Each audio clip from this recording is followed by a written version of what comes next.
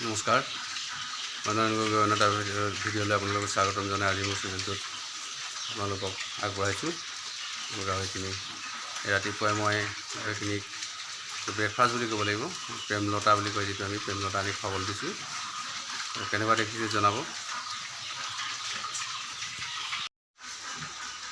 দেখিলোঁ আহিছোঁ এইকেইজনী চিঞৰি আছে, খাব লাগে ইহঁতক। ল খা।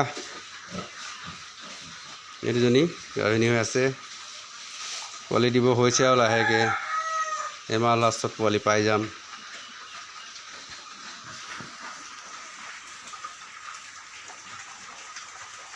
ভিডিঅ'টো